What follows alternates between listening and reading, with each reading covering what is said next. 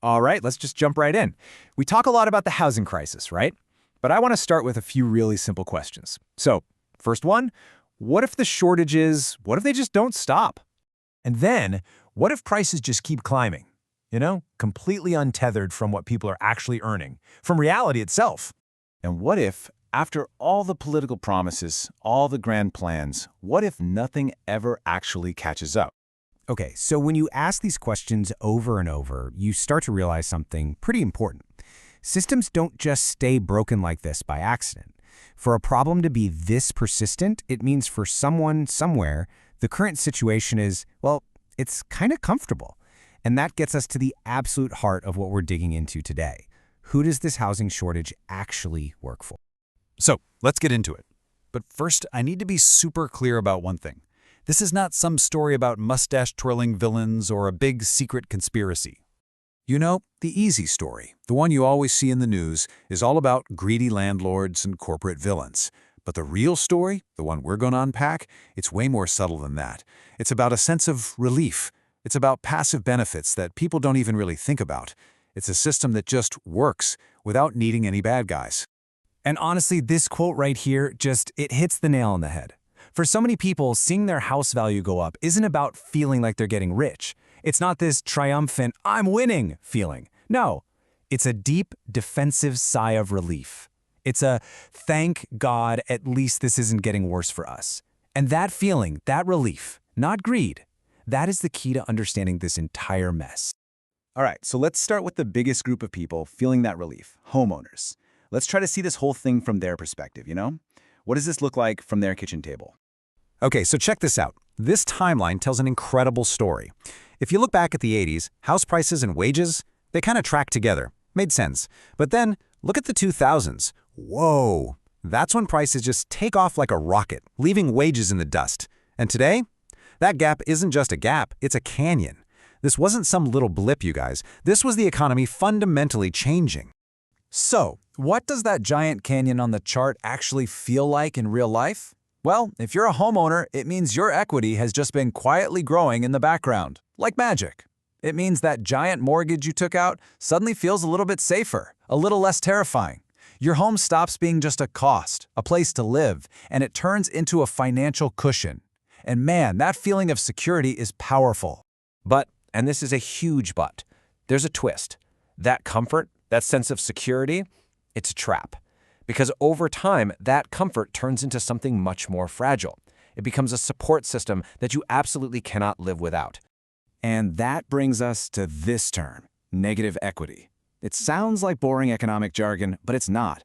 It's the quiet fear that keeps people up at night. The fear that you could owe more on your mortgage than your house is even worth. For millions of people, that is a terrifying thought, and it makes any conversation about prices going down feel like a personal attack. Yeah, and here's why it's so personal. People have used that equity. They've borrowed against their homes to pay for their kids' education, to care for their parents, to start a small business.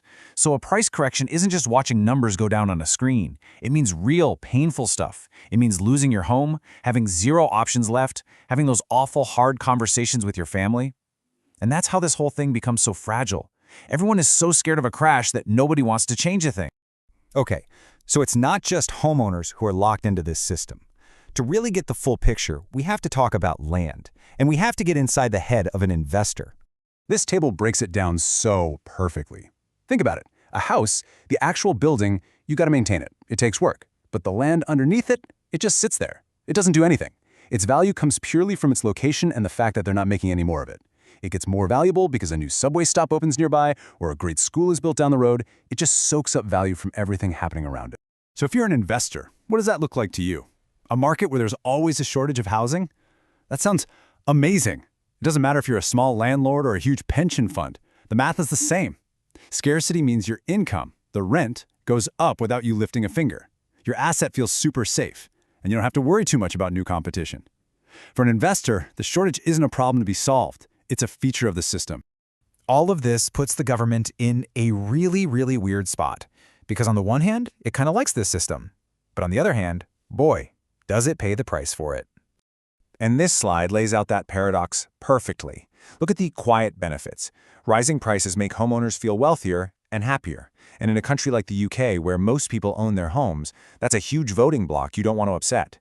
But then you look at the loud consequences. The costs are massive, and they're happening right now. We're talking skyrocketing welfare bills and people being pushed out of the communities they grew up in. And let's just put a number on one of those consequences to see how loud it is. We're talking tens of billions every single year just for housing benefits in the UK. Think about that. That's taxpayer money, your money, flowing directly into the pockets of private landlords. It's a massive subsidy that's only needed because prices are so high. So the government is basically paying to put a Band-Aid on a problem that, in some ways, it's helping to create. So, okay, we've seen how this system gives homeowners security and investors a safe bet. And we've seen how the government is stuck in the middle. But what about everyone else? What about all the people who are just completely left out of this equation? Yeah. The people who lose out are the ones who just see housing as a home, a place to live, not an asset on a spreadsheet. We're talking about first-time buyers who are totally locked out, renters who have no security, families who can't put down roots, and the damage spreads. Businesses in big cities can't find workers. Our schools and hospitals can't keep teachers and nurses because they just can't afford to live there. These are the people who pay all the costs of this shortage and get absolutely none of the benefits.